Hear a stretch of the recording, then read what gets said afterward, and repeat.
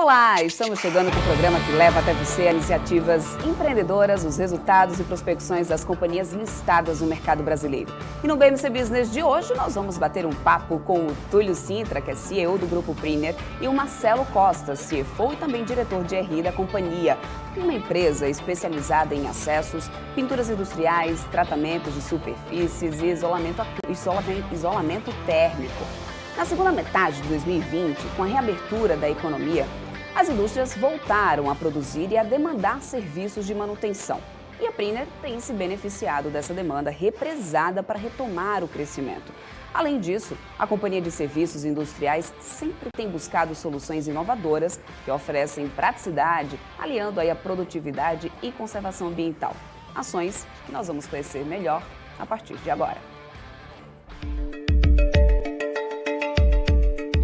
Nascida em 1982, a Priner deu início às atividades como uma unidade de serviço da Mills, especializada em montagem de andaimes para acesso nas áreas offshore e industrial.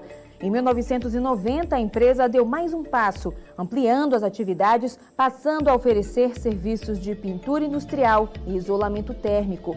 Mas foi nos anos 2000 que a Priner se consolidou e firmou seu nome no mercado, executando projetos como a montagem da estrutura do heliponto da plataforma da Petrobras e a renovação de contratos de andaimes com a Aracruz Celulose.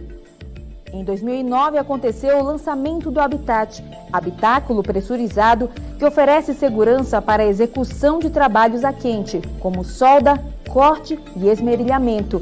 Em 2013, a unidade de serviços industriais é vendida para um fundo de investimentos em private equity e passa a ser chamada de Mills SE, durante a transição para a nova marca. Mas apenas 3 anos depois, adota um novo nome, Priner, atuando em duas frentes, Priner Serviços Industriais e Priner Rental. Em 2017, após uma reestrutura dos sócios, nasceu a Priner Locação de Equipamentos SA, que atuando no mesmo setor, responsável pela alocação de andaimes, equipamentos especiais de acesso e habitáculos pressurizados. Em novembro do mesmo ano, a companhia passa a fazer parte da B3 na Bovespa+. Mas foi somente em fevereiro de 2020 que a Priner realizou o seu primeiro IPO na B3, ocupando o lugar de número 134 no novo mercado.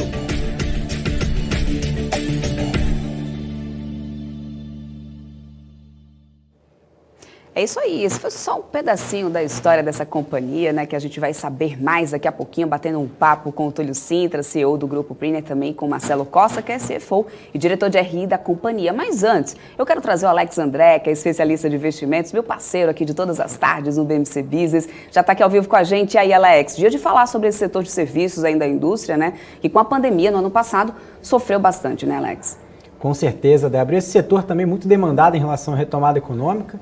E com certeza a gente vai saber dos executivos da companhia quais são as perspectivas, quais foram os números e também, consequentemente, né, colocar aqui os números e também, claro, as características da companhia, que é um case também que vale a pena todo mundo conhecer, Débora.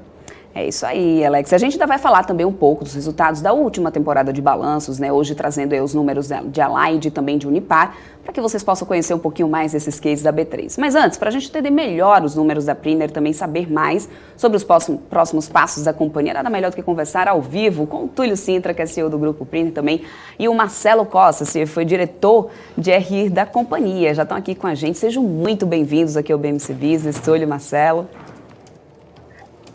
Muito obrigado, Débora. Obrigado, Alex. E prazer estar com vocês aqui. Prazer. Prazer, gente. Boa tarde a todos. Então vamos lá, vamos começar explicando sobre o modelo de negócios da Priner, né, que surgiu lá atrás como a divisão de negócios aí da Mills Estruturas e Serviços, né. Normalmente as indústrias focam no negócios dela, né, como a gente vê, por exemplo, produção de papel, do óleo, do aço. Mas e vocês, onde que está a atuação da Priner? O que exatamente é o modelo de negócio de vocês?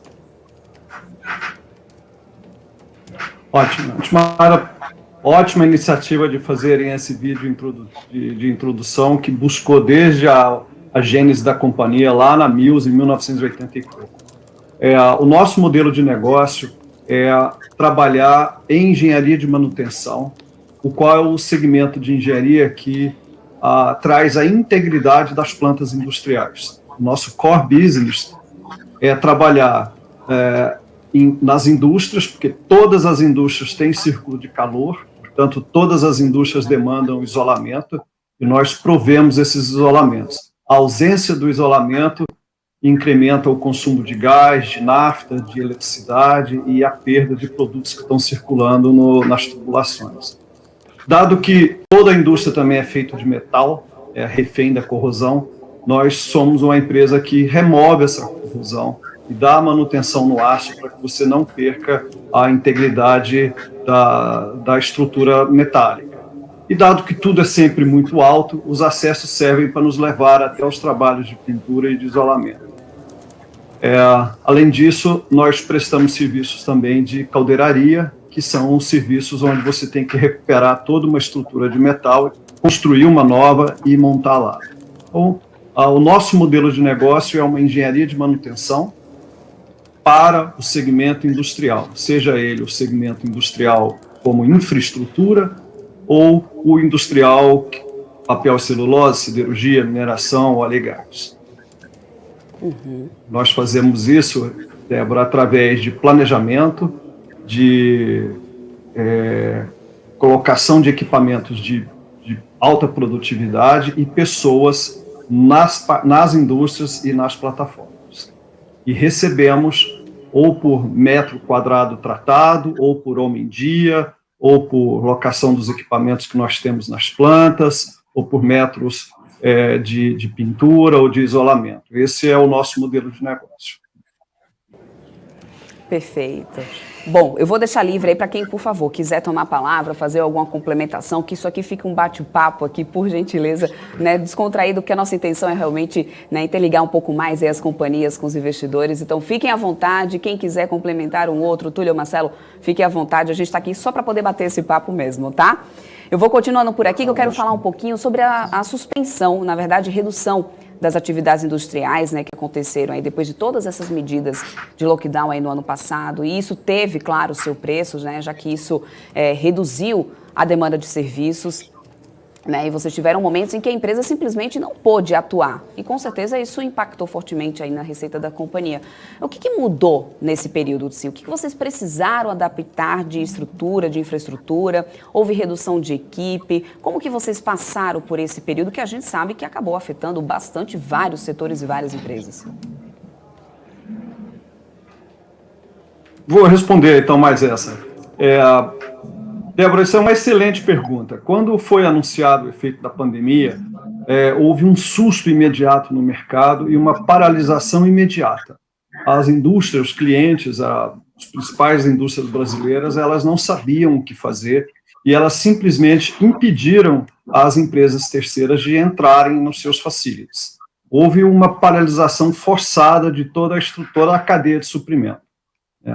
Naquele instante, a nossa opção, que foi no ano passado, sem visibilidade de quando nós iríamos retornar, nós optamos por fazer um desligamento significativo na companhia. Nós demitimos quase 40% da nossa força de trabalho entre o mês de abril e de junho do ano passado, o que trouxe uma profunda queda dos nossos resultados, porque nós tínhamos muito custo e pouca receita.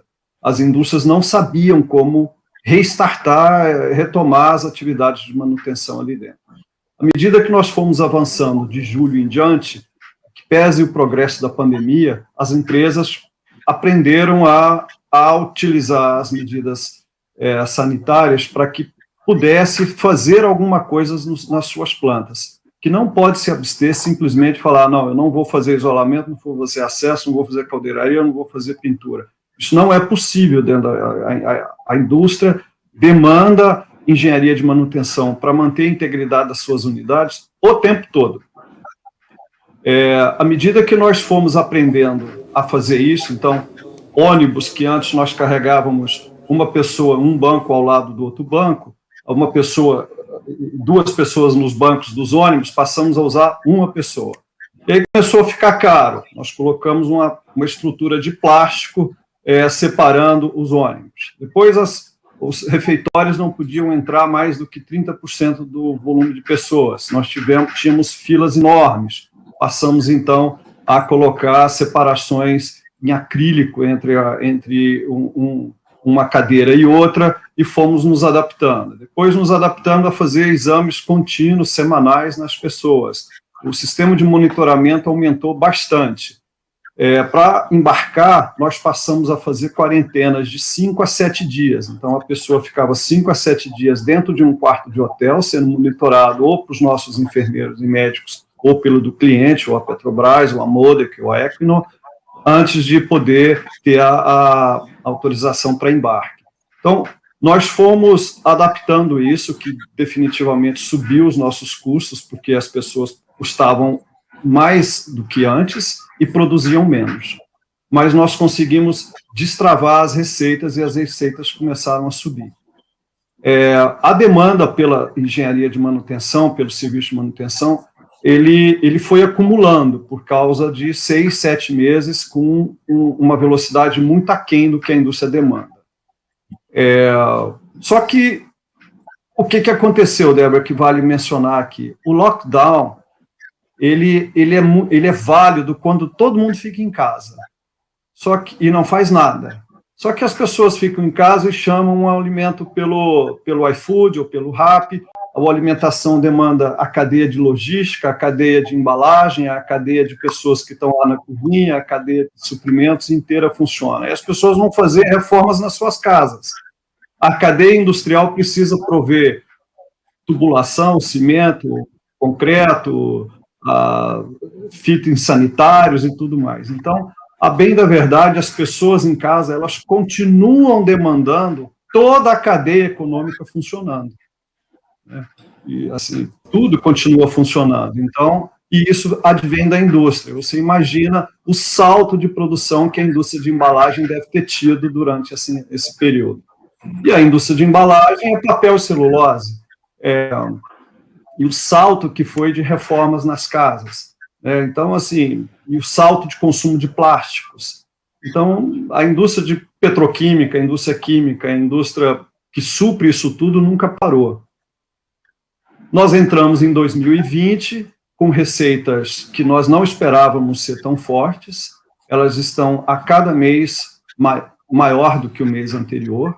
Nós já vamos entregar um segundo trimestre com receitas significativamente maiores do que o primeiro trimestre, e com as margens agora retomando, porque o achatamento das margens que advém do absenteísmo e do zelo nas barreiras sanitárias, a gente vem mitigando isso cada vez mais. Inclusive, eu vou querer falar um pouco mais sobre essa questão dessas margens. Pode falar, Marcelo.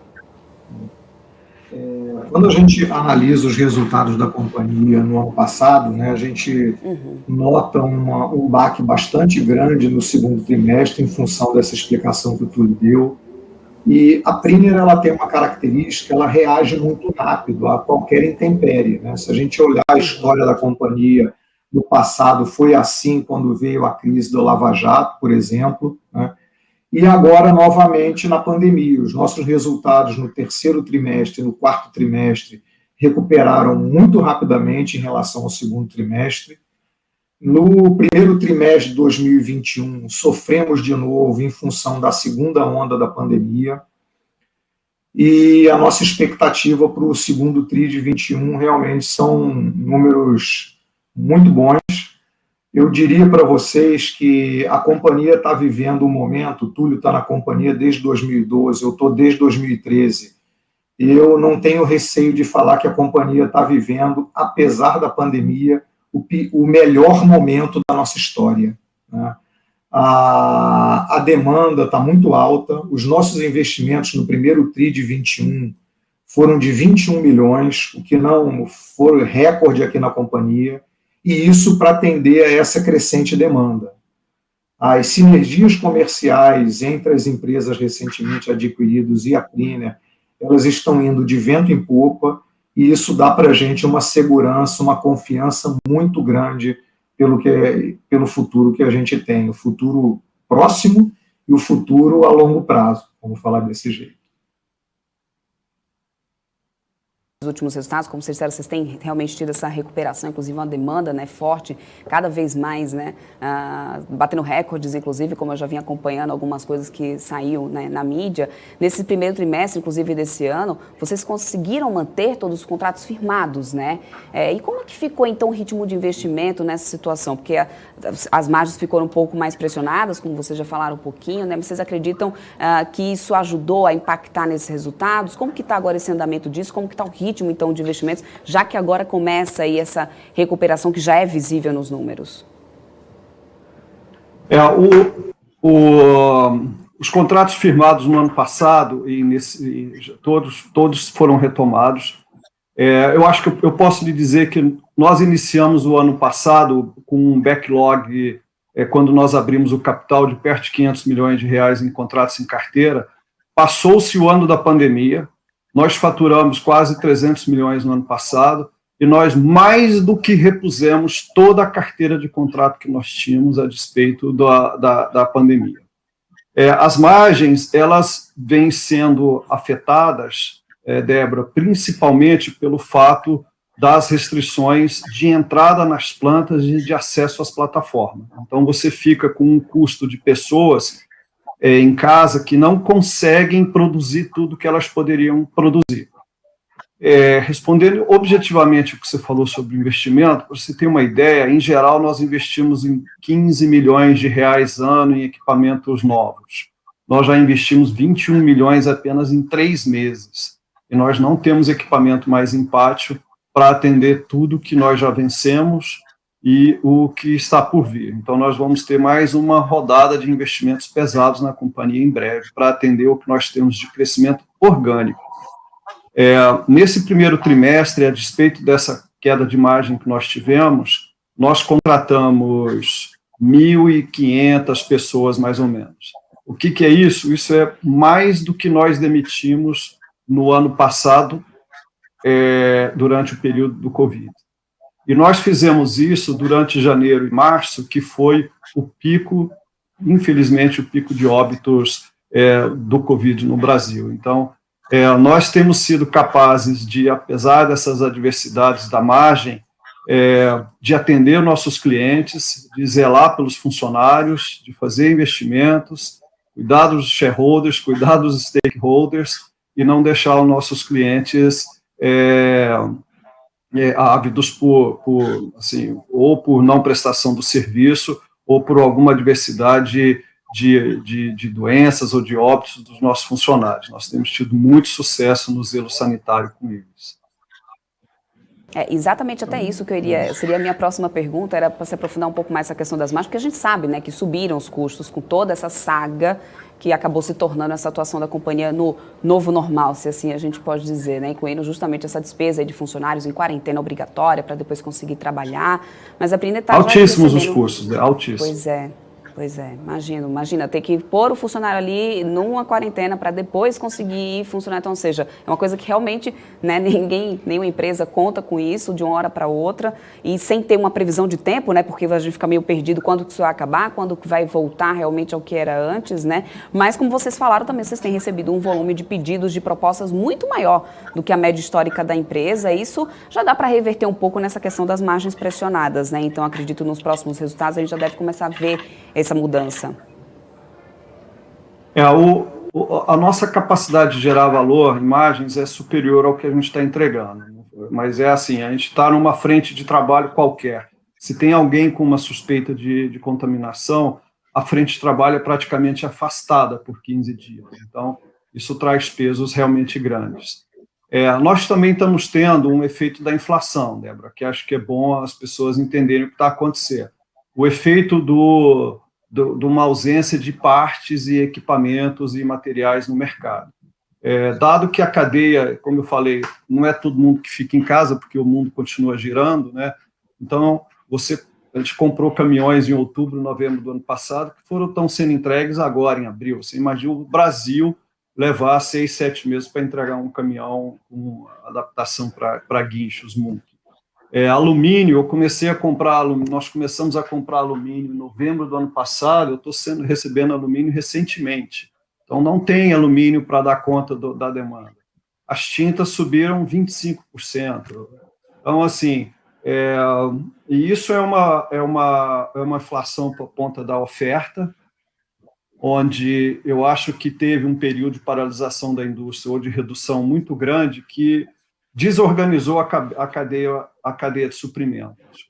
E essa desorganização na cadeia de suprimentos gerou uma inflação. E deve continuar gerando até essa cadeia se organizar por completo. Eu estou seguro de que nós vamos recuperar essas margens, porque vários clientes nossos estão sendo sensíveis a isso. Nós apresentamos despesas a eles e nós estamos em negociação com vários deles. Esses valores vão acabar ao longo do ano, voltando para o nosso resultado, para o nosso caixa. Mas você imagina que discussão de pleito não é nunca do dia para a noite, né? Você tem uma série de discussões com os clientes, no qual nós acreditamos que estão sendo bastante sensíveis para que possamos recuperar parte disso daí. Pois não, Marcelo? Um complemento, porque apesar de toda essa explicação de aumento de custos, né, tem um ponto que eu quero chamar a atenção, é que as margens da companhia no primeiro trimestre de 2021, elas foram maiores do que as margens que a gente praticava antes do início da pandemia. Então, isso é função, na realidade, de dois movimentos. Esses investimentos em tecnologia que a companhia faz, eles vêm gradativamente diminuindo o peso da mão de obra no nosso custo. Isso é essencial para a nossa sobrevivência e para a melhoria da rentabilidade da companhia. E, além disso, a companhia também tem ajustado os preços cobrados aos clientes. Então, a gente tem dois fatos puxando a margem para cima e tem esses fatos todos que o Túlio explicou puxando para baixo, especialmente a pandemia. A segunda, eu vou comparar aqui alguns números, tá? A margem bruta da companhia no primeiro TRI de 21 foi de 14,5%. A margem bruta no primeiro TRI de 20, que não teve praticamente efeito nenhum da pandemia, que a pandemia começou ali em março do ano passado, foi de 13%. Né? E quando a gente olha a margem do primeiro TRI de 21, ela sofreu um impacto aproximado de 5 pontos percentuais em função das paralisações advindas da Covid. Então, a nossa margem no primeiro TRI de 21, nossa margem bruta, seria praticamente de quase 20%. Comparando com o que a gente tinha antes da pandemia, é um salto enorme. Então, com o avanço da vacinação, a gente pode contar com uma melhoria de margens na companhia. Isso é um fato que a gente deve esperar. É uma coisa praticamente certa de acontecer. Débora, você me permite, já que você deu permissão da gente falar de tecnologia, usar o que o Marcelo está a dizer. Claro, eu vou até chegar nesse ponto antes. Eu só quero fazer uma perguntinha para vocês antes de chegar nessa parte de investimento de tecnologia, que eu vou querer com certeza saber um pouco mais sobre isso.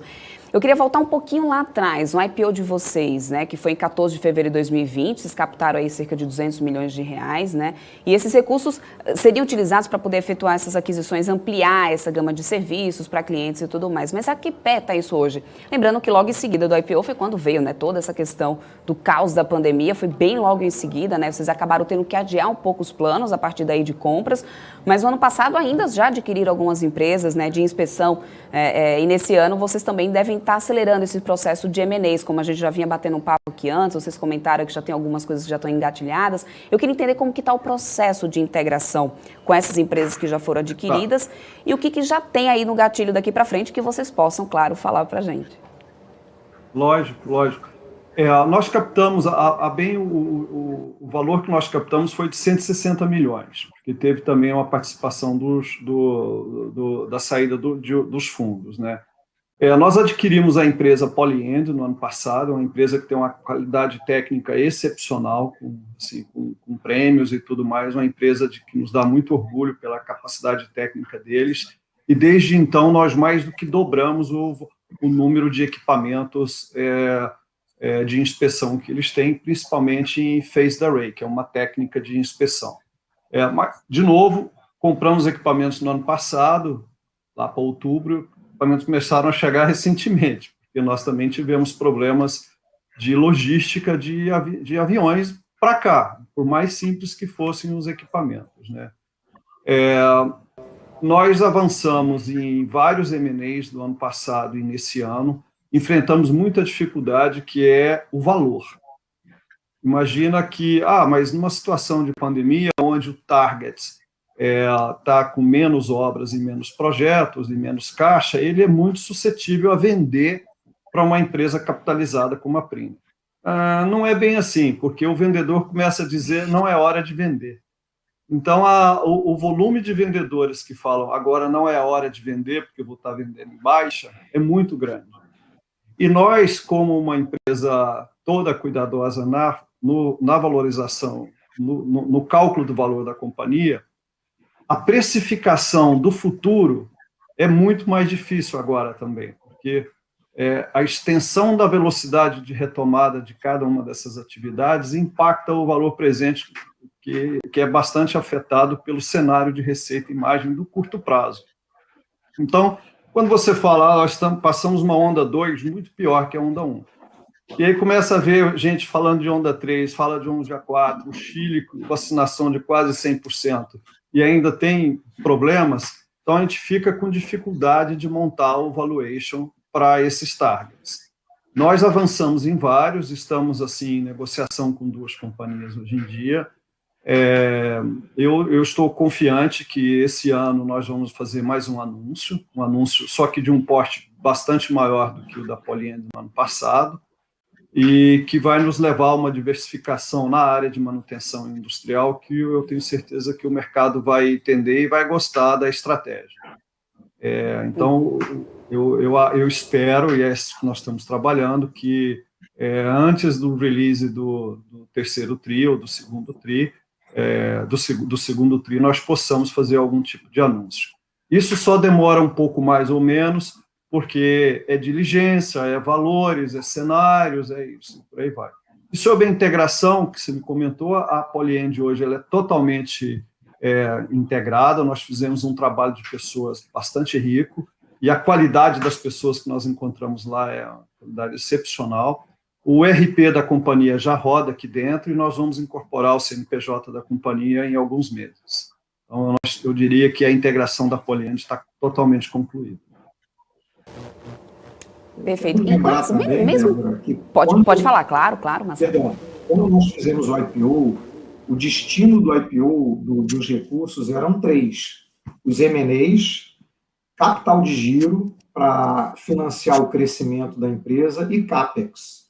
Então, em CAPEX, nós aceleramos no ano passado, como já foi mencionado aqui, o Túlio bem mencionou, no primeiro TRI de 21, investimos 21 milhões, e nós agora continuamos vivendo esse momento de crescimento da demanda. A receita, a partir do terceiro TRI do ano passado, ela vem numa crescente bastante forte e vai continuar. Isso demanda capital de giro. Então, nós estamos capitalizados numa situação bastante confortável para fazer frente a esse crescimento, seja o crescimento orgânico, seja o crescimento através de M&As. Eu quero trazer aqui o Alex André para poder participar aqui desse nosso papo. Ele também tem perguntas aqui para vocês, inclusive para a gente se aprofundar um pouco mais nessa questão da tecnologia, né, Alex?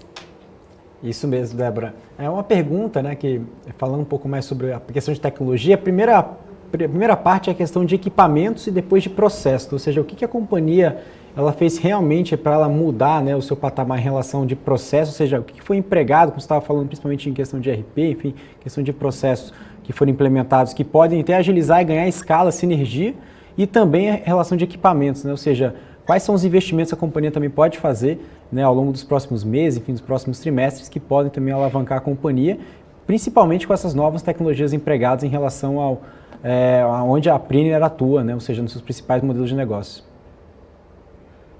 Tá bom. Alex, ótima pergunta. Assim, o modelo de negócio nosso, ele é principalmente o custo do homem e a receita por homem. Assim, a maior parte dos negócios, quanto custa o homem que está lá dentro, quanto que ele fatura. Então, se você conseguir com que fature mais com menos pessoas, melhor. Quando a Priner saiu da barriga da Mills, nós tínhamos mais ou menos 7 mil e poucos reais por homem. Era uma companhia majoritariamente montadora de andaimes e de locação de andaimes. De lá para cá, nós investimos em equipamentos de alumínio, o qual eu consigo montar numa fração de tempo do que se fosse andaimes de aço e tubo e braçadeira. Nós passamos a investir em equipamentos de pintura, que também tem uma produtividade muito maior. Você imagina que concorrentes nossos que pegam aquele sistema agulheiro para ir removendo a corrosão para depois pintar e fazer o tratamento, eles fazem 3 metros quadrados em um dia por homem. Eu consigo fazer 15 metros em 1 hora. Então, é um salto de 15 em 1 hora, enquanto se fazia 3 em um dia todo. Avançamos na tecnologia de ultra alta pressão, que é uma tecnologia altamente produtiva, que veio através de uma empresa que é uma lenda no sistema, em pintura, que foi a Smart Coat, e temos hoje 71 equipamentos de ultra alta pressão, que nos coloca na maior frota do mundo em equipamentos de ultra alta pressão. Na parte de isolamentos, nós investimos e trouxemos equipamentos da Alemanha que cortam e fazem dobras numa velocidade que eu precisaria, para fazer a mesma coisa, de 1 para 10 homens. Então, é uma diferença muito grande. Dentro da Isolafácil, onde nós fazemos isolamentos removíveis, antes os cortes eram todos feitos manualmente. Tem um equipamento lá, acho que é o único que existe na América Latina hoje, que ele consegue em, sei lá, 10, 15 minutos pela manhã, ele corta toda a demanda de tecido e isolantes que eu vou ter para um dia inteiro de trabalho. Isso é feito assim, em minutos. Os nossos equipamentos, que é o Printer Deck, eu consigo hoje substituir. Nós fizemos uma ponte para MRS, por exemplo, ao invés de usar 110 toneladas de andaime, eu usei 5 toneladas de Printer Deck. Uma diferença bruta. Ao invés de usar 20 montadores, eu usei 3 alpinistas para montar o equipamento. E tudo feito em 4, 5 dias. Então, a nossa busca por produtividade, para aumentar, porque, veja bem, eu vou receber quando eu terminar a montagem, né? Então, quanto mais rápido eu montar e com menos gente, melhor. Então, nós temos optado em fazer investimentos em CAPEX muito bem selecionados, que sobem a nossa produtividade, e eu tenho uma intensidade de mão de obra menor. Dos 7 mil e poucos reais que nós tínhamos lá atrás, nós estamos caminhando para 13, 14 mil. Isso é um salto de 100% em uma década. Você imagina se todo o Brasil pudesse ter um salto em percentuais de 7 para 13, quase 100%, em 10 anos. Qual seria a produtividade do brasileiro se nós saíssemos de um nível de produtividade desse, de dobro em 10 anos? É muito grande. E essa é a parte de equipamentos. A parte de processos, eu vou estar falando, o Marcelo me ajuda, nós temos investido em BIs, que antes nós tínhamos uma série de pessoas trabalhando em planilhas e para confeccionar todas as nossas análises. Hoje nós temos um sistema de BI, de drill down nosso é bastante avançado. Marcelo é o líder da TI, ele tem investido em soluções de remote, de robôs, né, que fazem leituras de notas e lançam no sistema. Os robôs atuam também na parte de pessoas, na área de saúde e segurança. Então, onde nós tínhamos back-offices muito extensos, isso tem sido substituído também por soluções em informática, né? Os próprios relatórios que nós antes apresentávamos por conselho, que tínhamos pessoa fazendo PowerPoint, fazendo Excel, hoje, em um clique, o Marcelo tem a apresentação e os números todos, sem nenhuma intervenção do homem com o teclado, nada. O sistema gera todos os relatórios pré-definidos. Então, isso também nos ajuda ao controle de despesas. Nós temos uma leitura completa de tudo que acontece na companhia, tanto no direto quanto no indireto, em qualquer obra, em qualquer filial, em qualquer gestor, a todo instante. E isso tudo foram conquistas que vieram para aumentar a produtividade da companhia. Então, essa Muito obrigado. a processos, equipamentos. Muito bom. Agora, uma outra pergunta aqui para falar um pouco mais sobre as certificações, né? Como que a companhia ela enxerga esse cenário, ou seja, as certificações que é necessárias, né, para a Priner executar o seu serviço, né, de acordo com o seu modelo de negócio? O M&A pode ajudar a companhia a adquirir as certificações, ou seja, ampliar também cada vez mais em relação a isso? Como que vocês enxergam em relação às certificações necessárias? Não, nós já temos todas as certificações que importam para o nosso segmento, até mais. Nós temos a NACE, que é a mais alto nível de certificação em pintura do mundo. A única empresa fora dos Estados Unidos e Europa que tem essa certificação é a Priner. Ninguém mais tem essa certificação, ela é dificílima de ser obtida. Nós temos a ISO, temos a Lloyds, temos a ABS, temos a DNV e somos auditados, né? Então, assim, nós não temos nenhuma certificação que a gente precise ter. Na área de inspeção, a maior parte das empresas de inspeção no Brasil tem um inspetor de categoria N3, que é um nível muito alto. Nós temos 4 na companhia. Então, o nosso nível de certificação é muito alto. O que as aquisições nos ajudam é a diversificação dos serviços, do segmento e das boas práticas no segmento novo no qual nós adquirimos. Por exemplo, a Polienz tem excelentes práticas no setor de inspeção. Nós estamos agora analisando companhias na área também de manutenção no segmento de infraestrutura. Então, essas boas práticas, esses clientes, que nos interessam. Mas em certificação nós estamos até acima do que precisaria ter. Mas manteremos todas. Débora. Obrigada, Alex. A gente vai continuando por aqui. Eu quero falar um pouquinho, porque eu até lia, inclusive, sobre isso, sobre a Priner querer ser referência mundial no que se refere aí ao zelo das pessoas, né, pelas pessoas. O que vocês têm feito para se tornar referência? Você já falou, claro, de todo o cuidado que vocês têm tido com todo o corpo, né, de funcionário de vocês, principalmente essa questão de pandemia, não só com os funcionários, também para os clientes, mas de uma forma geral. Mas o que vocês têm feito em prol de se tornar essa referência que vocês têm como objetivo? Débora, nós estamos estudando as melhores práticas de ESG já há um bom tempo. E o forte nosso é principalmente o S e o G. Nós temos menos influência no E, porque a parte ambiental está muito com os clientes, mas nós faremos a nossa parte da melhor forma possível. Mas a parte do S, do social, nós temos pessoas onde o primeiro emprego foi aqui, pessoas que não tinham formação e aprenderam a trabalhar aqui conosco, pessoas que entraram aqui para ser pintores, se formaram como engenheiros e até foram fazer pós-graduação e tudo mais. Temos gente que começaram como montadores de andaime e hoje são encarregados e supervisores, foram capazes de formar a família toda.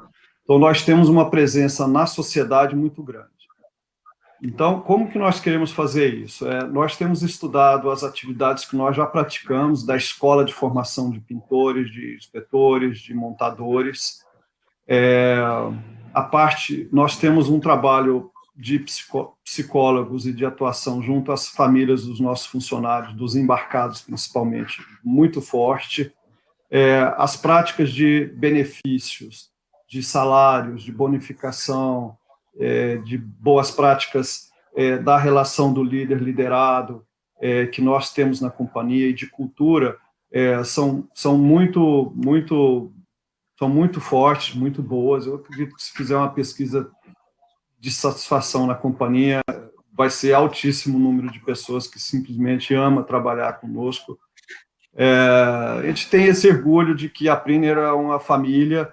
A gente sabe o nome da maior parte, se não de todos, da esposa, ou do marido, dos filhos. O que nós estamos trazendo, e espero publicar esse ESG, se não em julho, no início de agosto, os nossos compromissos, ele vai ser vestido bastante de ações mensuráveis e objetivas na sociedade, no social. E a gente... A gente sabe, inclusive, né, que essa questão ESG é uma onda muito forte que tem agora no mercado. Assim, acho que empresas que estão conseguindo se posicionar bem, estão conseguindo realmente, né, aproveitar desse momento, dessa onda ESG de uma maneira positiva, mas eu queria entender como que vocês pretendem reverter isso numa geração de valor mesmo, assim, para os acionistas. Como que vocês conseguem ver isso agora, né, e para como vocês vão conseguir reverter isso em valor?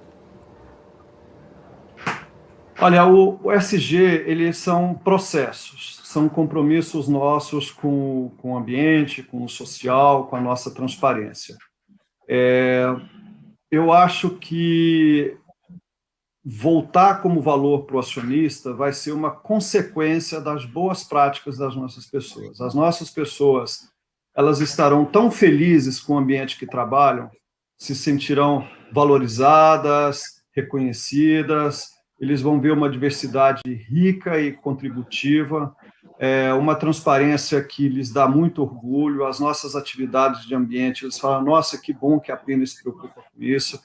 E a consequência dessa vibe, dessa onda de boas práticas que nós temos aqui, vai se converter em valor de maior produtividade, de maior conquista de contratos, de melhor reconhecimento da sociedade pelos nossos trabalhos. As mensurações vão ser um pouco confusas, mas eu diria que vai ser, pelo menos aqui dentro, nós todos nos sentiríamos tão bem que eu tenho certeza que o valor, como consequência, vai aparecer pela própria entrega das pessoas. Marcelo, fica à vontade.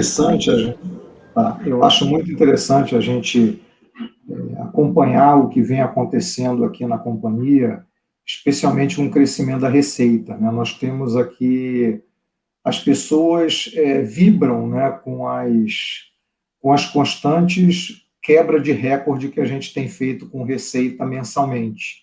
E isso é fruto disso que o Túlio mencionou, desse envolvimento das pessoas, dessa dedicação das pessoas, especialmente das sinergias comerciais entre a Priner e as adquiridas, que tem superado as nossas expectativas constantemente. Então, isso faz com que a gente, de forma objetiva, mostre para o mercado o retorno dessas ações todas, né, internas aqui na companhia. A gente mostra isso realmente com crescimento da receita e com melhoria de margem. Como eu já expliquei, as margens melhores do que eram antes da pandemia, a despeito da pandemia, né? Então, se não fosse a pandemia, estaríamos com margens muito melhores, e isso dá essa confiança para a gente. É com esses números que a gente vai provar isso para os nossos investidores, não tem dúvida nenhuma disso, nenhuma. A gente falou aqui em aquisições já, mas e quanto ao crescimento orgânico da companhia, né? Como que vocês têm trabalhado nisso? O crescimento orgânico da empresa, Débora, quando nós abrimos o capital, um dos compromissos que nós tínhamos era a diversificação de segmentos. No release do primeiro TRI, nós já publicamos dezenas de clientes que nós não tínhamos antes. Dado que a aquisição que foi feita no ano passado foi uma aquisição modesta, todo o crescimento que nós estamos a ter, ele advém do orgânico. Esses investimentos que nós fizemos foram praticamente todos no orgânico. Nós também adquirimos alguns robôs para segmento de desmonte de rocha e concreto, assim como de tratamento de superfície que nós trouxemos da Alemanha. Só chegaram tarde porque conseguiram levar 90 a 120 dias para vir de avião da Alemanha para cá. Impressionante. Então, isso foi tudo para o segmento orgânico, foi todo para o orgânico. Nós temos ido para o setor sucroenergético, que nós não estávamos presentes ainda. Nós aumentamos de 2% para 12% ou 13% a nossa participação no papel celulose, que é um salto de 4 vezes em menos de um ano. Nós saímos de 0% para quase 9% a nossa participação em mineração, que nunca teve presente aqui na companhia. Nós entramos no segmento de manufatura, que empresas que fabricam turbinas, que fabricam geradores de vapor. Começamos a prestar serviços também para algumas coisas de energia, já estávamos no térmico, mas começamos também agora a atender um cliente na área de eólica e alguns clientes na área de geração hidrelétrica. Então, tem existido um esforço, aí, também por muita pressão do Marcelo, que nos trouxe a realidade do mundo GLP, a gente tem conquistado e tem buscado trabalhos na área de GLP e de LNG, que é o gás natural liquefeito, isso tem acontecido também. Então, as diversificações que nós temos tido, fruto da sinergia comercial que o Marcelo esteve a mencionar, é o que tem mais nos levado ao crescimento, tanto o orgânico. Ele tem sido mais rápido do que via o M&A. Quando a gente compara a receita da companhia... Orgânico geralmente tem um risco pequenininho. Mas olha que coisa interessante, quando a gente compara as receitas da companhia no primeiro TRI de 21 com o segundo de 20, o crescimento foi de 63%, trimestre contra trimestre. E é muito interessante a gente notar que, vamos imaginar a seguinte situação, a gente tem companhias que fazem parte do grupo, essas companhias já tinham atuação em determinados clientes. A partir desse momento, né, nós agora... Quando uma das empresas do grupo vai conversar com aqueles clientes que ela já possuía, ela leva um pacote de serviços, de atividades, de soluções para o cliente muito maior do que ela apresentava anteriormente, né? Que ela apresentava uma ou duas atividades, agora ela oferece uma gama de quase 10 atividades diferentes para esse cliente. Quando esse cliente escuta isso, seja da Polyend, seja da Smartcoat, seja da Priner, seja da RR Isola Fácil, ele pensa, bom, eu agora tenho um fornecedor que pode me dar soluções para diversas dores que eu tenho aqui. E para o cliente, isso é uma coisa maravilhosa, porque ele para de ter o aborrecimento de ter que lidar com diversos fornecedores, e tem um fato na nossa prestação de serviço, do ponto de vista do cliente, que é muito interessante, né? Quando o cliente contrata mais de um fornecedor, muitas vezes a má prestação de serviço de um fornecedor afeta a prestação de serviço de uma outra atividade. Então, o fornecedor que é prejudicado, ele acaba chegando para o cliente falando, olha, o meu serviço não está sendo bem prestado porque o fornecedor da outra atividade está atrasado no cronograma dele. Quando eu chego para o cliente e eu ofereço uma gama enorme, eu tiro do cliente essa incerteza e eu trago para mim toda a responsabilidade. Então, se nós, por exemplo, formos mal na atividade de acesso e isso causar um atraso na atividade de isolamento, a responsabilidade é toda nossa. Então, o cliente fica confortável com isso. E o nosso grupo, ele tem um histórico de permanência muito grande nos clientes. Nós, muitas vezes, entramos no cliente por um contrato de 6 meses, de 1 ano, e quando a gente analisa a nossa história com aquele cliente, nós permanecemos no mesmo cliente por 15, 20, 25 anos. Isso é fruto da confiança que a gente vai conquistando com o cliente e das oportunidades que a gente identifica de novos serviços dentro do cliente. Então, isso faz com que a nossa vida dentro do cliente ela se estenda e dá muita segurança para o cliente. Perfeito. Eu quero muito agradecer a sua participação, Marcelo, também a sua, Túlio, aqui no BMC Business, reforçar que estamos aqui de portas abertas para vocês. Espero muito em breve aqui contar com a participação de vocês para poder contar um pouco mais sobre essas M&As, sobre essas aquisições que estão para acontecer aí, que vocês já estão engatilhados aí, quando tiver com tudo certinho, puder, claro, anunciar. Então, contamos com a presença de vocês aqui para que a gente consiga cada vez mais estreitar esses laços aí da Priner com os investidores. É para isso que a gente está aqui, para a gente conseguir, né, gerar informação e levar informação que gera valor para os investidores. E contamos com a participação de vocês aqui sempre. Obrigado, Débora. Obrigado, Alex. Foi um prazer discutir com vocês. É uma oportunidade ótima falar com vocês, falar com o telespectador para entender mais sobre a companhia e sobre o mercado. E eu espero estar em breve aqui explicando algumas aquisições que a gente espera fazer para o ano. Obrigado pelo convite e Belíssima entrevista. Obrigada, Prazer obrigada, conversar Marcelo. com você, Débora, com você, Alex. E fiquem à vontade para cobrar da gente crescimento e melhoria de rentabilidade. Vai ser um prazer mostrar isso para vocês. Pode deixar, faremos isso também. Com certeza vamos acompanhar de perto. A Priner também estará aqui sempre com a gente. Muito obrigada, até uma próxima. Obrigado. E é isso aí, esse foi o Túlio Sintra, que é CEO do Grupo Priner, e também o Marcelo Costa, CFO e diretor de RI da companhia, nesse ótimo papo aí sobre a Priner, que é do ramo de engenharia e de manutenção. E agora, para poder falar mais sobre o setor e também sobre a própria Priner, a gente vai conversar com o analista de ações, Vitor Saviori, que é nosso parceiro aqui, que está sempre aqui conosco. Vitor, seja sempre muito bem-vindo. Vamos lá falar um pouquinho sobre essa Priner. Eu acho que você conseguiu acompanhar um pouquinho aí desse papo já aqui no finalzinho da Priner. Eles que reportaram aí um crescimento de receita, né, no primeiro trimestre, embora tenha ficado aí com essas margens mais pressionadas, né? Então, considerando esse cenário, como que está a sua perspectiva aí para o papel para esses próximos trimestres? Obrigado, Débora. Boa tarde. Bom, achei a entrevista deles bastante interessante. O papel da Priner, ele vem andando mais ou menos de lado, fez o IPO, ele subiu bem, depois ele teve uma queda e já recuperou muito em linha aí com o que acho que já foi reportado no primeiro trimestre da companhia. Enfim, os resultados foram bons, bem melhores aí do que o ano anterior, não fosse a pandemia, de fato, porque, enfim, prejudica muito a atividade deles, eles que têm que estar sempre ali bem alocados nos clientes, enfim, tem todo o contingente de pessoal, então tem um tipo de cuidado redobrado com os colaboradores, mas eu acho que a ação já de fato evoluiu, e mais confiante do que a companhia está, do que eles mostraram aqui.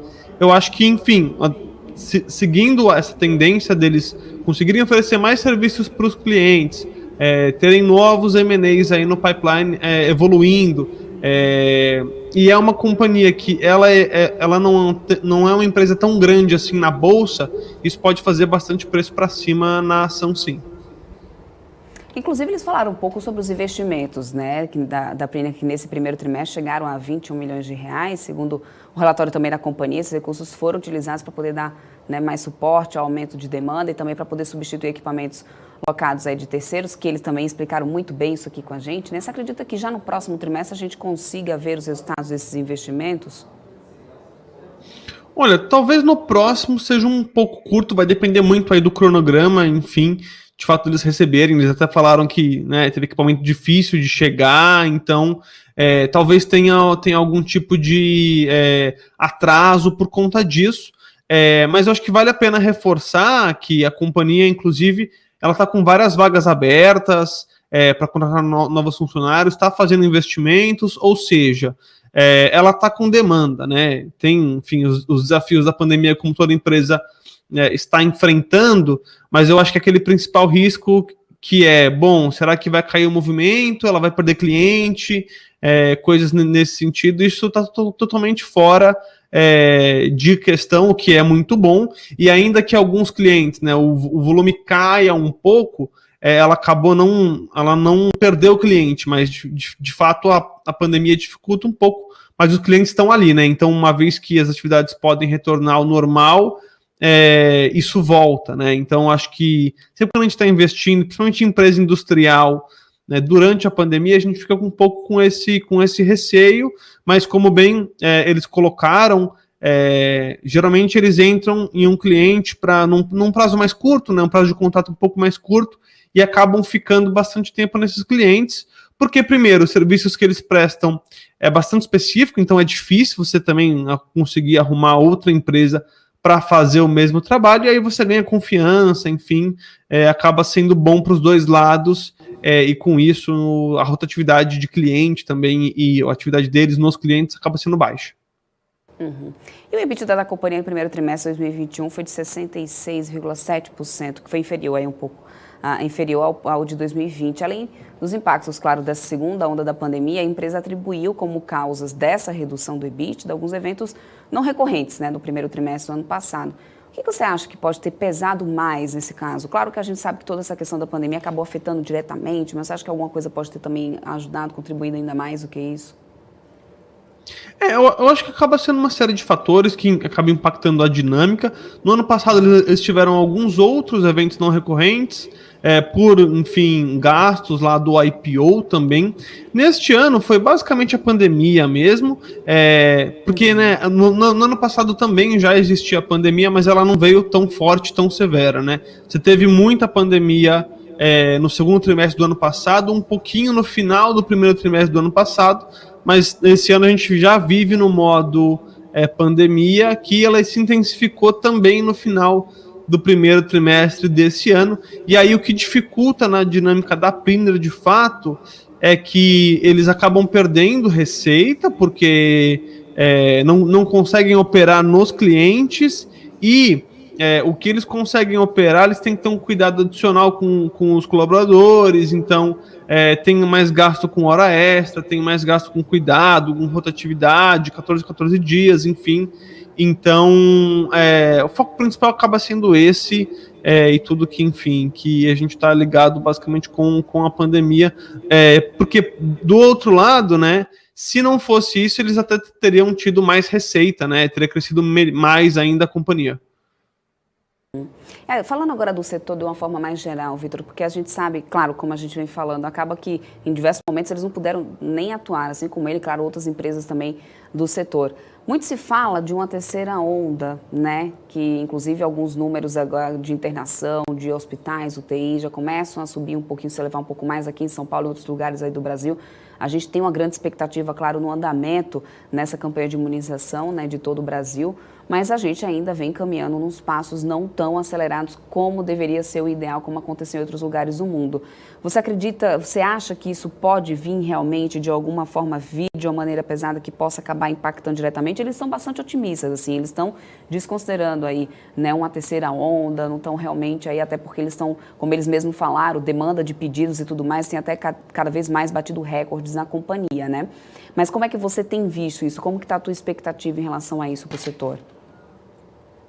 Olha, se a gente for pegar a Priner de fato, ela tem clientes bons, clientes grandes e clientes também que atuam no segmento de commodities, né? Que é o que está, enfim, ganhando dinheiro por conta do preço das commodities em alta, do dólar também. Então, especificamente ela, eu acho que talvez ela tenha impacto sim, né? Não dá para a gente, enfim, deixar isso fora do jogo, mas talvez seja de fato aí um pouco menor, né? A não ser que a gente tem que pensar, bom, os casos de pandemia, de fato, né, ainda continua bastante complicado, mas acredito que, a não ser que piore muito, talvez novos lockdowns, a gente não tem isso no plano. Então, talvez ali um meio termo mais prolongado, né, mas que, de certa forma, eles conseguem, enfim, gerar mais receita e operar, de fato, nos clientes. Então, acredito eu que eles trabalham com este cenário. Caso venha a piorar, de fato, aí eu acho que a gente já tem um pouco. Agora está mais fácil de analisar as empresas por conta disso, né? A gente já tem o histórico do ano passado, que foi uma paralisação generalizada, e já tem o histórico deste ano também, que foram paralisações mais severas, mas não tanto quanto o ano passado. Então, se eu fosse, assim, nas empresas que eu estou analisando, eu estou tentando ser mais conservador e jogar um cenário base um pouquinho mais pessimista para este ano aqui de 2020. Mas no caso da Priner, por exemplo, ela é uma empresa bem capitalizada, ainda que as margens estejam menores por conta desse momento, ela tem uma posição de caixa interessante, então, enfim, eu acho que não tem nenhum risco iminente aqui em relação a isso, mesmo porque o modelo de negócio dela é bastante estável e ela tem bons clientes, né? Então, mas eu acho que acho que não dá para a gente desconsiderar, não. Eu acho que o cenário base hoje, no momento que a gente está, quase no meio do ano, eu acho que seria aí talvez um melhor momento da pandemia no Brasil, talvez novembro, dezembro, mas também que já é dezembro, você já só consegue operar de forma mais acelerada até o meio do mês. Então, enfim, é mais ou menos isso o que eu tenho para mim, e aí, óbvio, se for melhor, vai ser uma surpresa positiva, mas eu não gosto de ter surpresas negativas. quanto à demanda para outros setores, como é que você está acreditando que deve ficar aqui nos próximos semestres, Victor? Olha, em relação à Priner, eu acho que ela vem fazendo um bom papel aí de fato, tentar diversificar, comprar empresas, agregar novos serviços. Eles mesmos falam aí nos relatórios que eles têm um mercado potencial de 8 bi, e como eles mencionaram, né, estão querendo entrar agora em empresas elétricas, enfim, continuando aí agregar mais serviços. Se a gente for pegar a indústria brasileira como um todo, eu ainda acredito, ainda que o PIB esteja indo bem, né, enfim, o dado foi melhor do que o esperado, mas ainda acho que de forma generalizada ela está bem prejudicada, porque assim, a gente pegar, vai crescer esse ano 5%, mas é que ano passado também caiu bastante, então, ok, vai estar mais ou menos no 0 a 0, mas o que preocupa um pouco é a inflação, né, acho que é o pós-pandemia. Será que a gente vai ter só um voo de galinha ou a gente vai conseguir, de fato, crescer de forma um pouco mais sustentável, dado que a última década, basicamente, ficamos no 0 a 0. Então, eu ainda vejo com um pouco mais de reticência, esperando aí talvez uma Selic um pouco maior, e isso talvez impacte um pouco a atividade econômica em certo ponto, mas, enfim, ela subindo na medida que volte aí a trazer mais credibilidade para o Banco Central e para controlar de fato a inflação, porque quando a gente pega o IPCA, ainda está mais ou menos ok, ele pode bater 8% esse ano, mas depois cai. Mas quando a gente pega a inflação da indústria mesmo, ela está rodando muito mais alto, né? Muito mais alto que o próprio IGPM. Então, sei lá, indústria de plástico, de resinas plásticas, o preço dos insumos subiu praticamente mais que 100%. Então, vai depender muito aí da indústria que você está olhando. Eu acho que a situação não está tão simples, não.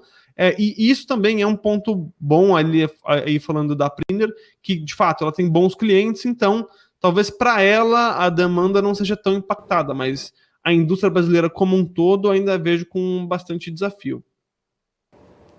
Perfeito, muito obrigada pela tua participação aqui com a gente, Victor, você que sempre está aqui conosco, obrigada pela sua análise aí, o seu olhar, conto com você aqui nas próximas vezes no BMC Business, tá?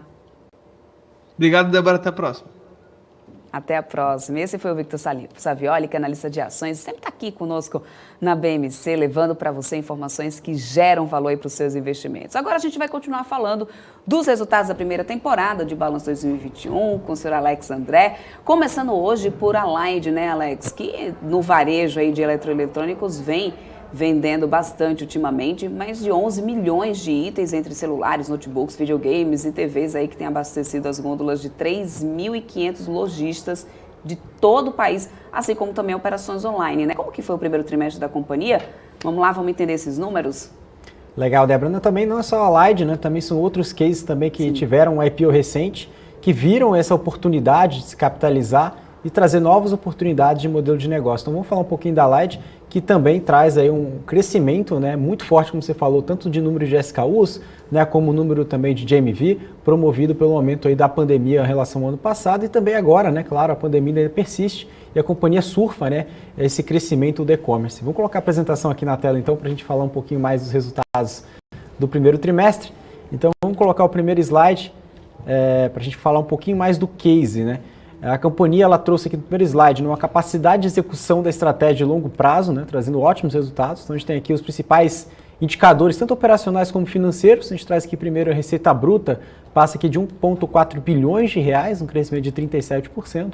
A parte de distribuição, né, crescendo 24%, e a parte digital, olha que diferença, né? A gente está falando da parte digital crescendo 178%, e o varejo físico crescendo apenas 24%. Né? Então traz um EBITDA de mais de 88,5 milhões de reais no primeiro trimestre, um crescimento de 153%, com uma margem EBITDA de 7,8%. Já na questão do lucro líquido, né, a gente está falando de 46,4 milhões de reais, um crescimento de 400%, com 4,1% de margem.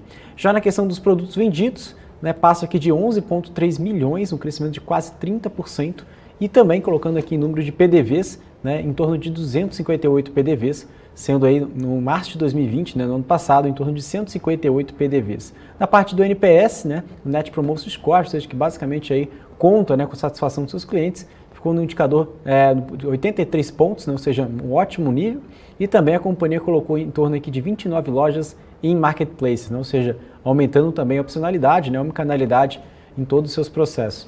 Vamos passar para o próximo slide então, para a gente falar um pouquinho das estratégias da companhia. O principal destaque, né, é o varejo digital, né, as lojas online. A companhia trouxe uma nova loja, né, do Mobcom, né, do marketplace da CIA, ou seja, aí também trouxe uma nova loja oficial Apple no Zoom, né, então isso trouxe aí, principalmente na Allied, né, que tornou aí o primeiro trimestre com 29 lojas online, sendo 17 das lojas da marca da Mobcom e 12 lojas oficiais de 3 parceiros, né. E a Mobcom conquistou aí o selo de RA1000, né, como reconhecimento de compromisso com eficiência no pós-venda e o elevado nível de confiança na base da marca da companhia também nos produtos, né, ou seja, basicamente aqui no índice do Reclame Aqui. Então a companhia, principalmente nesses principais pontos aqui, trazendo marketplace nas lojas já consolidadas e também trazendo opcionalidade cada vez mais em novos sites e também, claro, com um grande respaldo, né, ou seja, tanto de pós-venda, que é um principal ponto na parte do varejo, né.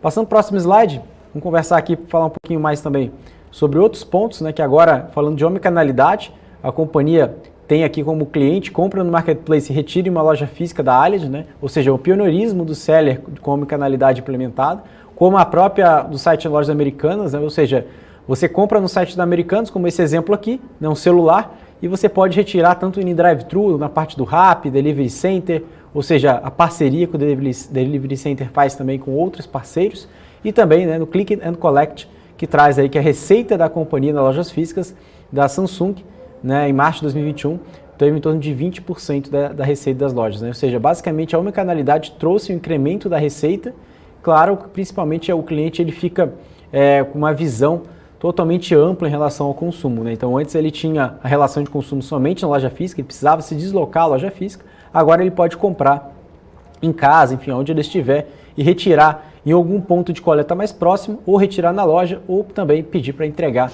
na própria casa, onde ele estiver. Então traz uma opcionalidade e, consequentemente, aumenta aí cada vez mais tanto o sortimento de produtos, também a opcionalidade do seu cliente na hora de finalizar a sua compra, né? No próximo slide, vamos passar aqui para a gente comentar um pouquinho mais, né, sobre os destaques do varejo digital. Então a companhia traz aqui uma plataforma de serviços digitais para o varejo, mais de 5.200 PDVs, né? A gente traz aqui Magalu, Lojas Americanas, né, Eletrosom, Samsung, Carrefour, Big, Motorola, a própria Oi também que está aqui, e também diversas cadeias, né, de valor que a companhia consegue trazer, né? Então tem a relação aqui de plano de telefonia, serviços financeiros, conteúdos e assinaturas, né, como Globoplay, Deezer, né, e vários outros serviços aqui como iFood, PlayStation, que também eles conseguem trazer, né, uma plataforma de serviços digitais para esses segmentos também, claro, né, a relação aqui de seguros e também na parte de trading de aparelhos, né, que é um outro principal ponto aqui em relação como eles fazem também com a Motorola, né, e também parte de serviços financeiros também com outros parceiros, né. Vamos passar para o próximo slide para a gente falar um pouquinho mais também sobre outros pontos, como a parte aqui de carro conectado, né, ou seja, a Allied é responsável pela gestão do site e ativação dos planos, ou seja, principalmente aqui a TIM, né, até colocou aqui uma novidade, né, que fez uma parceria com a Allied em relação aqui que lançou, né, uma oferta para carro conectado que avançam com uma estratégia da TIM Internet das Coisas, né, ou seja, a internet hoje é muito além do que o próprio celular, hoje está conectando casas, né, conectando também o carro, e a própria Allied, né, traz também uma opcionalidade cada vez mais em relação a serviço de telefonia, como a TIM, né, que é uma nova vertente que pode ter aí uma grande potencial de crescimento ao longo dos meses, né. Passando para o próximo slide, vamos ver o que a gente tem para falar um pouquinho mais sobre em relação a aquisições, né, de 6 lojas físicas da Samsung, né. Entre as lojas ficam caracterizadas tanto em Santos, São Vicente, Praia Grande, né, também em Mauá, em São Paulo, também em Santo André, né, são as 6 principais lojas aqui. E a data de aquisição foi no dia 18 de fevereiro de 2021 e a data de transferência foi no dia 16 de abril. Né, são esses 6 pontos de venda e localização na Baixada Santista e ABC, com uma área aqui de 445 metros quadrados.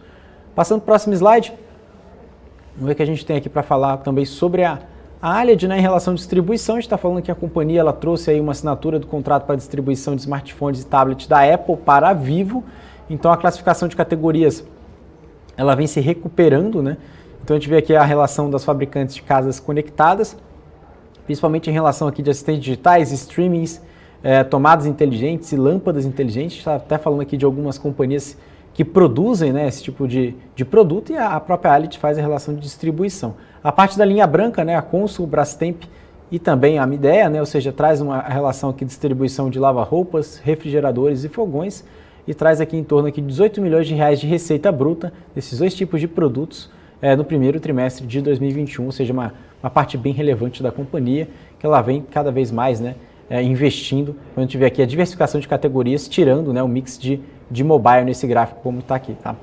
Passando para o próximo slide, o que a gente tem para comentar aqui, falando sobre o certificado, né, Top Employer, né, pelo segundo ano consecutivo, que traz essa excelência em relação de prática de recursos humanos, né, ou seja, traz cada vez mais o engajamento dos seus clientes, um reconhecimento que é refletido no NPS, né, ou seja, dentro dos seus funcionários, e o benchmark de engajamento, né, ou seja, tem um aplicativo interno que é bem reconhecido para a companhia cada vez mais reter seus talentos, promover processos cada vez mais eficientes e, consequentemente, claro, né, ser reconhecido na parte tanto de governança, né, que a companhia valoriza os funcionários, que traz aí um resultado cada vez mais positivo para a própria companhia. Né.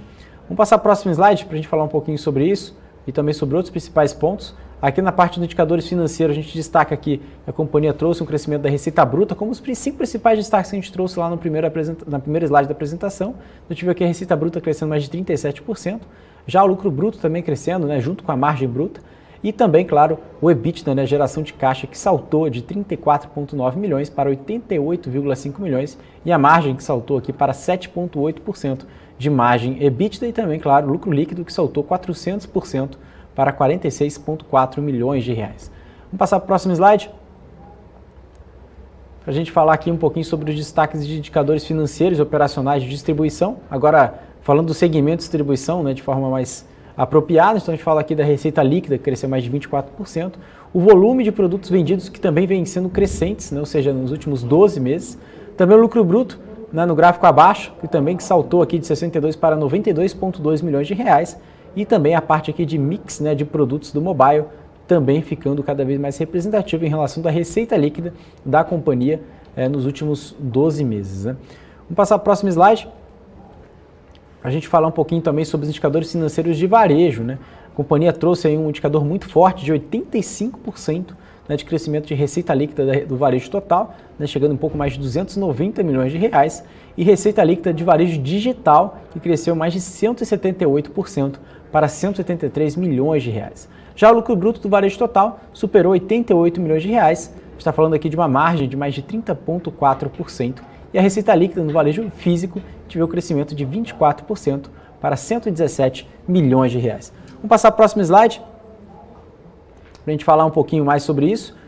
O varejo digital, né, no crescimento operacional, a gente vê aqui o volume de produtos vendidos, né, crescendo de forma muito forte, principalmente impactada aqui pela relação da evolução da pandemia, ou seja, a digitalização dos processos, a omnicanalidade, que trouxe aqui mais de 1,7 mil novos PDVs em lojas americanas, que trouxe no total da companhia mais de 5,2 mil PDVs no primeiro trimestre de 2021.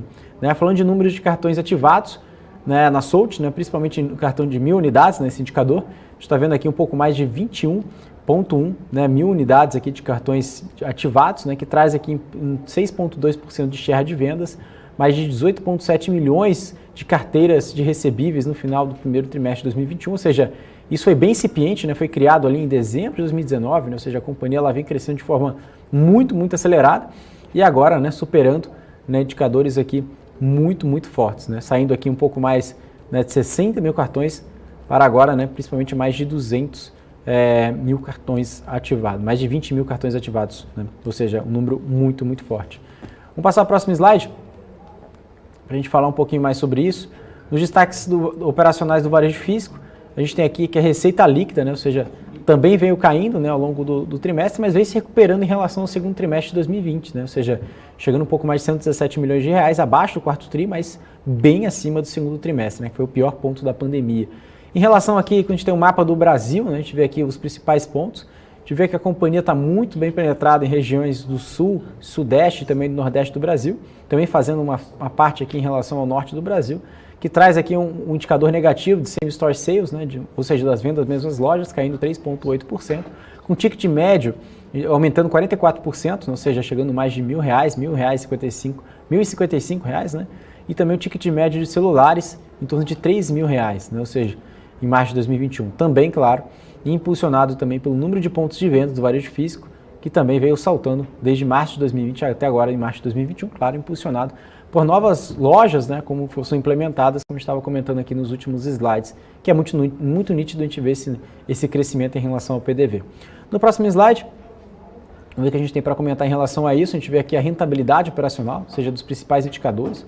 A gente vê aqui o EBITDA da geração de caixa, tanto a margem também aumentando de forma muito significativa, que traz, né, o resultado financeiro também, né, e também o lucro líquido, né, ou seja, aumentando 400%, e a margem líquida também aumentando 3 pontos percentuais. Ou seja, a gente vê aqui como principais destaques, como highlight, a gente vê aqui despesas com vendas, né, que aumentaram consequentemente o maior volume de vendas, né, ou seja, mas em proporção menor em relação com a maior eficiência da companhia, e também despesas como G&A, né, ou seja, despesas gerais administrativas menores em relação à despesa com pessoal e serviços de terceiros, e resultado financeiro trouxe uma redução em razão aí do menor resultado da dívida em função do primeiro trimestre de 2021. Tá? Vamos passar para o próximo slide, para ver o que a gente tem aqui para falar um pouquinho mais, né, sobre a relação do endividamento. Né? Então a companhia ela trouxe aqui uma redução, né, ou seja, ela desde o primeiro trimestre em relação ao quarto tri, ela reduziu a sua dívida em 27,7%, principalmente em relação aqui de 26,8 milhões de reais consumindo nas atividades operacionais, e também o impacto, né, na sazonalidade de capital de giro, em torno de 104 milhões, e também, claro, 28,4 milhões, né, em relação aqui de consumo, né, das atividades de financiamento, e também colocando aqui um pouquinho mais de destaque, né, tem 43 milhões de reais de pagamentos de dividendos, né, e 8,9 milhões em aumento de capital e 34,2 milhões de reais, né, consumidos em atividades de financiamentos com acionistas. Né. Então a gente tem aqui os principais pontos aqui em relação das variações do caixa, equivalente de caixa, que traz aqui uma redução de 27,7%, tá bom? Passar para o próximo slide, para ver o que a gente tem aqui para destacar um pouquinho mais sobre os pontos da Allied, né? Então a gente tem aqui a receita bruta, a receita líquida, lucro líquido, EBITDA, como a gente comentou ali lá no primeiro slide, então essa tabela fica tudo muito mais clara, a gente vê aqui o delta, ou seja, a variação desses indicadores referente ao primeiro trimestre de 2020 em relação ao primeiro trimestre de 2021. Vamos passar para o próximo slide, para ver o que a gente tem aqui para comentar. Vamos passar no próximo slide aqui para ver, vamos ver se o nosso time consegue passar aqui.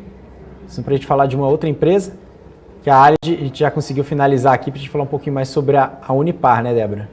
Exatamente isso, Alex. E aí sim. Desses números que a gente vai falar e do primeiro trimestre da Unipar, a Unipar aqui atingiu 10 bilhões em valor de mercado com processo para fusão e aquisição, né, Alex? Conta mais aí para a gente como foi esse primeiro trimestre de Unipar. Bom ponto, né, Débora, destacado em relação a isso, né? Tem uma grande notícia em relação a esse principal movimento, mas olhando para trás, né, o primeiro trimestre veio muito forte, né, veio muito bom, principalmente destacado esse momento da economia em relação à retomada, que principalmente os insumos, né, que a gente vai colocar aqui, ou seja, essa apresentação a gente vai falar muito mais do que a companhia ela faz, ou seja, realmente em relação ao resultado, porque muita gente perguntando em relação ao que realmente a Unipar faz, então a gente vai trazer principalmente nessa leitura um pouco mais educacional do que a própria Unipar ela tem como seus modelos de negócios para o mercado. Então vamos passar para o primeiro slide aqui, que a gente vai falar um pouquinho mais sobre a companhia, né? Então esse é o principal ciclo, né, da companhia, ou seja, desde lá do começo da ponta da cadeia produtiva, né, até o final. Então ela tem os seus principais pontos aqui, né, ou seja, ela trabalha muito com soda cáustica, né, da parte de cloro, então a gente vê aqui desde lá do começo, né, da fábrica até a ponta ali de distribuição, a gente vê ali na relação de PVC, né, e também tanto na parte de vendas, né, na parte de hidrogênio e também, né, na parte de ácido ali que a gente vê na parte de cloro e também na parte de transformação que a companhia faz ali na cadeia produtiva, né. Vamos passar para o próximo slide para a gente entender um pouquinho mais, né, sobre essa relação da cadeia. A gente vê aqui que a companhia trabalha com soda cáustica, né, líquida, escamas, né. Também a companhia trabalha com PVC, né, também ali com ácido clorídrico e também, né, com hipoclorito de sódio e também com cloro, Né? Esses são os principais pontos, né, que a companhia trabalha em seu modelo de negócio. E colocando aqui em 1.000 toneladas ano, né, a companhia tanto na planta de Cubatão e também Santo André e também na Bahia Blanca, né, ou seja, essas 3 principais plantas, né, trabalham com mais de 680.000 toneladas ano, né, de cloro, soda cáustica um pouco mais de 766.000 toneladas ano e também PVC, que conta com mais de 540.000, e o ácido clorídrico com mais de 667.000 e também o hipoclorito de sódio 442.000 toneladas ao ano, que a companhia consegue ter aí de capacidade produtiva, né, ao longo de todo o ano, né, ao longo de 12 meses. Passando para o próximo slide, o que a gente tem aqui para falar um pouco mais sobre isso, né? Então, em relação de capacidade produtiva, a gente tem aqui a companhia é a 6ª maior produtora, né, de cloro e também de soda, né, das Américas, e também é o 7º maior produtor de PVC também das Américas, o 2º maior produtor de PVC da América do Sul e o maior produtor de cloro soda da América do Sul também, tá? Então a companhia é uma das maiores, né? Você pode ver ali que a Unipar está abaixo da Braskem, né? Ou seja, também outra brasileira. Quando a gente pega aqui em relação de PVC, ela perde só para a Braskem, né? Ou seja, ela fica em 2º lugar. E quando a gente compara aqui com outros players, né, do mercado, tanto do mercado norte-americano, né, ela fica ali logo atrás, mas também não fica tão atrás assim, né? Ela fica tanto em 6º quanto 7º lugar quando a gente trata aqui de cloro e também de PVC, ou seja, ela é uma gigante, né, como a Débora comentou, tanto em valor de mercado como em relação aqui ao mercado endereçável, ela atua e também tem um mercado de exportação muito evidente. Passando para o próximo slide, vamos falar um pouquinho mais sobre outros pontos, né, em relação de operações, né, a utilização da capacidade produzida, né, a utilização da capacidade da companhia. Aqui no Brasil, a gente vê aqui que a companhia ainda tem uma relação, né, tanto de cloro, né, tanto em relação aqui na Unipar do Brasil, tem um crescimento ainda para extrair, ou seja, em relação aqui ao histórico, né, em relação ao 2º trimestre e ao longo do 2º trimestre de 2021. E a companhia está, a gente pode ver aqui, né, um aumento da capacidade de utilização cada vez mais evidente, olhando aqui a retomada da economia e, consequentemente, na relação das commodities, ou seja, a Unipar ela está dentro dessa cadeia que sofre aí, com a falta de insumos e, consequentemente, repassa um preço para o consumidor e também aumenta a relação de utilização da capacidade da companhia. E isso também pode vir como uma leitura positiva para o mercado, como a própria Unipar ela vem surfando, né? Como a gente pode ver os últimos números do primeiro trimestre. E isso demonstra principalmente a companhia saltando, né, nos últimos anos para cá, uma sinergia de custos e também uma capacidade produtiva cada vez maior, né? Passando para o próximo slide, para a gente falar um pouquinho mais sobre isso e outros pontos, né? Então a gente vê aqui as operações, né, tanto na parte de aplicações de produtos, ou seja, aonde a companhia ela consegue, né, atuar tanto com cloro, soda cáustica e PVC, ou seja, a gente vê aqui os principais produtos da companhia, ou seja, PVC, a maior parte está em relação à construção civil, né, também a soda cáustica também tem diversas finalidades, né, como a gente vê aqui nesse gráfico, no meio, né, e também a gente vê aqui o que o cloro, né, tem como a maior parte o tratamento de água, né, com 50% da sua utilização, né, da onde ela consegue vender, e também tem a indústria alimentícia, né, com 7%, outros com 12%, e também a parte de siderurgia e metalurgia também, que conta, né, com a participação do cloro na sua cadeia. Vamos lá, passar para o próximo slide, vamos falar um pouquinho mais sobre essas curiosidades, né, tanto operações, resultados financeiros consolidados, estrutura societária e ESG. Vamos passar aqui então para o próximo slide, foi tudo isso que a gente comentou, né? Então aqui para a gente falar um pouquinho mais, né, sobre isso, a gente vê aqui os números, né, tanto de EBITDA, né, tanto de receita operacional também crescentes, né, ou seja, a maior parte em relação ao PVC também ficando muito representativo, né, ou seja, a parte de construção civil, como a gente vê aqui no Brasil, ficando muito forte, e o PVC também ele vem impulsionando em relação a isso. No próximo slide, a gente também vai colocar um pouco mais sobre uma parte mais evidente em relação ao CAPEX, né, ou seja, a relação dos investimentos. A gente vê aqui um CAPEX de 140 milhões ao ano, né, traz aqui uma substituição de plantas de mercúrio, né, tanto de Cubatão e Bahia Blanca, né, uma estimativa de 150 milhões de dólares, e o parque eólico, né, com a S Brasil, em torno com um investimento de CAPEX de 310 milhões de reais. Né. Passando para o próximo slide, o que a gente tem aqui para falar um pouquinho mais sobre em relação da dívida bruta, né, consolidada da companhia. A gente consegue dividir aqui com 10% da companhia, né, da dívida da companhia, está no BNDES. Dos debenturistas, né, tomam conta aqui de 49% da dívida e capital de giro com 41%.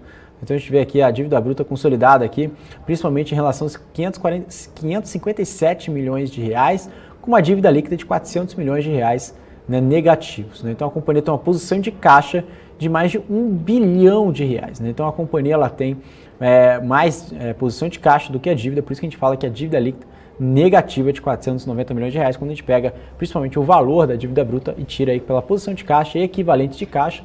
E também nesse gráfico ao lado a gente vê aqui o cronograma de amortização da companhia, né, que realizou, a própria companhia realizou, né, uma sexta emissão de debêntures no valor total aqui de R$350 milhões em 2 séries, né, com vencimento em 2024 e 2026, e os recursos serão captados integralmente, que serão utilizados nos negócios da companhia para alongamento do perfil do endividamento, ou seja, ela vai captar com uma taxa menor e vai jogar a dívida para frente, ou seja, para realmente a posição de caixa ficar mais confortável e realizar seus investimentos de forma mais tranquila nesse cenário de pandemia. Passando no próximo slide, a gente vai falar um pouquinho mais sobre a estrutura societária da Unipar, né? Então a gente vê aqui que a companhia ela tem tanto a parte do controlador, né, da Via Velha, né, ou seja, que controla aí mais de 67% das ONs, né, um pouco menos aqui de 1,2% da PN. Então a gente vê aqui que a companhia tem na bolsa, né, um free float aqui que passa de 32% aqui da ON e pouco mais de 98% da PN. E as partes da tesouraria, a companhia não possui ações em tesouraria. Também a gente vê aqui na relação, né, da Unipar, tem aqui os seus braços, né, como a Unipar Indupa do Brasil, também a relação aqui do Tucano Hold, né, que conta com 50% da companhia, né, Tucano Holding 3, né, que toma a parte aqui de 50% da companhia na estrutura societária da Unipar. No próximo slide, o que a gente tem aqui para falar um pouquinho, né, colocando aqui em relação da cultura, né, de ESG, social, governança, né, isso que é muito discutido. A gente vê aqui as certificações da companhia, ela possui uma atuação responsável, né, é a primeira empresa signatária com ISO 9001, né, ISO 14001 e também o ISO 45001, ou seja, o ISO aí basicamente, ou seja, utilizando aí para basicamente utilizar a relação aqui de compromisso com a sociedade, compromisso com o meio ambiente e também, claro, né, as ações como fábrica aberta, né, que já da Unipar, ou seja, isso já é bem conhecido para a companhia, ou seja, traz aí uma relação de proximidade com a sociedade e também com a fábrica da companhia. Esse é um projeto bem legal, vale a pena conhecer. E também um conselho comunitário consultivo da companhia, também projetos sociais, campanhas de saúde e também outros pontos aqui como preservação particular do patrimônio nacional, que também a companhia é bem atuante em relação à sociedade, né? Passar para o próximo slide, para a gente falar um pouquinho também sobre essa relação da JV, né, para a construção do Parque Eólico AES. A gente estava falando aqui de investimentos que passaram de R$380 milhões, como a gente comentou anteriormente, que traz aqui com o município de Tucano, né, Biriquitinga e Araçaí, na Bahia, que traz um CAPEX de R$620 milhões no total, né, desse projeto. A gente está falando ali no primeiro trimestre anteriormente, que traz aqui uma participação de equity de 25%, e o complexo da AES com a Unipar no município de Tucano, na Bahia, que traz uma energia limpa para um futuro sustentável. E o início do fornecimento será em 2023, tá? E a companhia tem aí principalmente uma relação em torno de 20 anos, né, nesse projeto.